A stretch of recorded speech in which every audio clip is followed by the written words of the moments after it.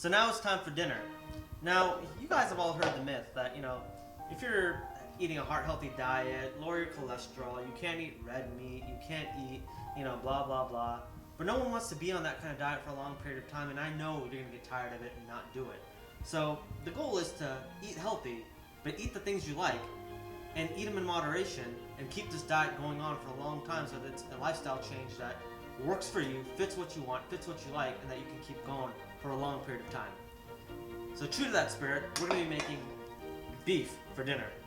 It's red meat, but keep in mind that if you saw the breakfast videos, we had no meat in the breakfast videos. We avoided the sausage, the bacon, all the nastiness that comes with that clogs your arteries. It was pretty grease-free. And for lunch, we had very little meat, and it was lean turkey. So our total cholesterol for the day is actually very low. And if you've eaten any snacks in between, that's okay as long as there were fruits and vegetables and things like that don't really add to your total cholesterol level for the day. And the goal with roast beef is this is, I'd say about a 2-pound hunk of meat here. And what you can do is limit it to just 4 ounces. You can either measure it out formally or just keep it to about the size of a playing card deck. That's about 4 ounces. And as long as you keep to that, it's not a lot of red meat, it's not a lot of cholesterol, and it's something you're gonna like, hopefully. And what I try to do is pick out one that's not too marbled, that has a lot of muscle and less fat, just to keep it a little bit better in terms of low fat and for your heart. So we'll start off with olive oil, and we're gonna use 2 tablespoons of olive oil. And that in itself is gonna add a lot of fat. So just kind of sprinkle it over the beef, okay? And kind of make sure that it's all around and all in the grooves and stuff like that. And then we're just gonna put it in this pan and turn it on the stove until all the sides are roasted. So here's part 2 of our roast beef here. We went ahead and put the oil on there, the olive oil, which is, it has omega-3 and omega-6 fatty acids. It's better for you compared to vegetable oil and some of the other stuff. And all I'm doing here is just roasting every side of this until it gets a little bit darkened, gets a little bit charred, that's okay. And then we're gonna pop it in the oven with some spices.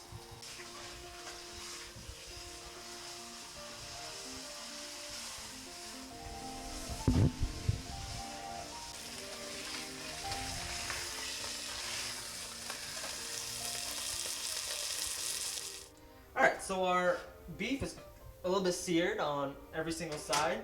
So now we're going to make the topping that we're going to put on it. And I like to kind of have fun with this. You can mix whatever you like. If you like some garlic, you can either measure it out, 1 tablespoon of each, or just pour some in there.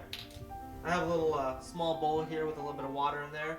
And I like to use the powdered kind because you don't need a food processor or anything to go ahead and get the spices all mixed in together. They kind of come powdered. And when you mix them with just a spoon, there's some oregano along with some garlic. When you mix them with a spoon, they blend together really nicely into a paste or a rub that you can then rub onto your roast beef there.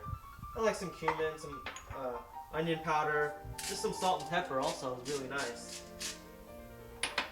Don't tell anyone that after we finish all this, we're going to be eating this, and I'm going to add a little bit of ghost pepper in there. Surprise some folks. So now I have the rub finished. I just add a little bit of water and a bunch of spices I had laying around the house. I liked it a lot. I tend not to follow a recipe always, and I like to mix my own recipes up and see what tastes good. So I'm going to take this beef here and just sprinkle the rub on there a little bit at a time, rub it all around, and make sure it's cooled down because if it's hot it's going to burn you. I'm going to put it in this pan.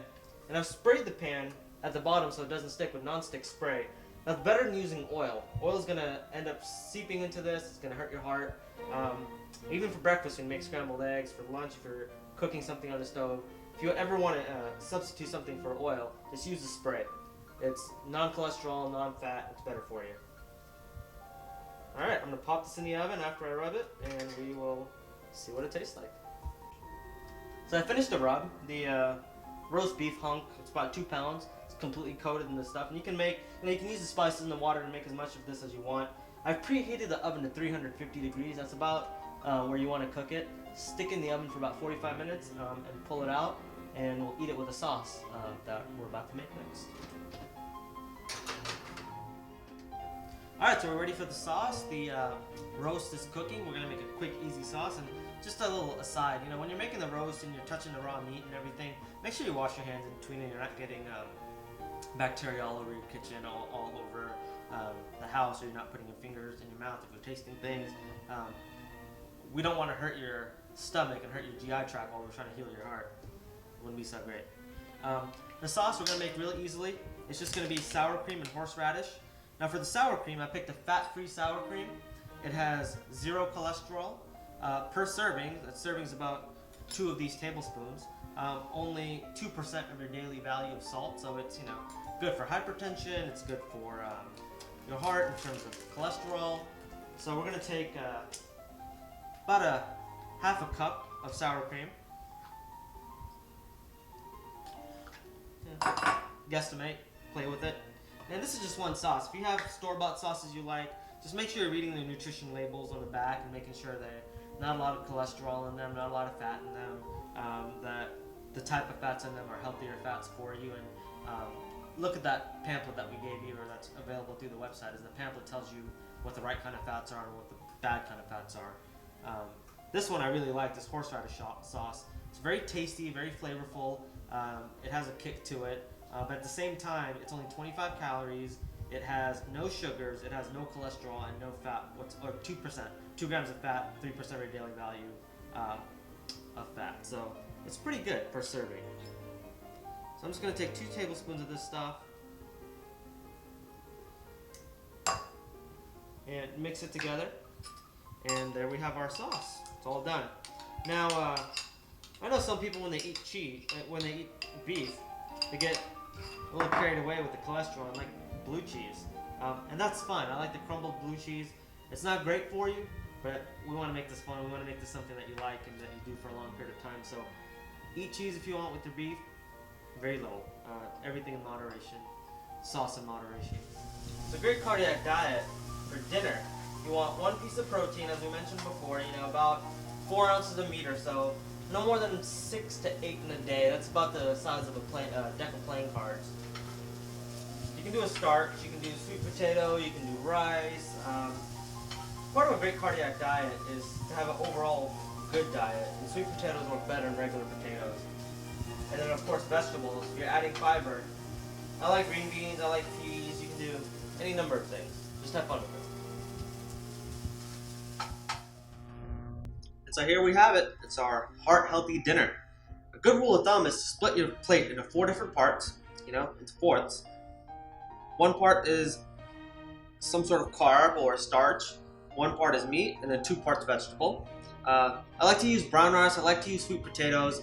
Part of a heart-healthy diet is to worry about high blood pressure, diabetes, things like that, and a low salt, high carb in terms of good carb diet, but not bad carb, and protein and less fat will be better for you overall. And for the vegetables, I cook them just in their juices with salt and pepper, didn't really use any oil or anything. And a great alternative to fresh vegetables is actually frozen vegetables, mixed, green beans, peas. They actually flash freeze them as soon as they're picked right. And they're great for you, easy to make. A bag costs about 99 cents. It can last a family anywhere from a week to 2 weeks. And we made that horseradish sauce earlier, so enjoy that. I'm cheating a little bit. I'm having the blue cheese and the horseradish, but I had not a lot of cholesterol and fat during the rest of my day, so I can afford a little bit during dinner. And keep at it, and I'm sure that you'll do well and you'll have a good diet, and best of luck.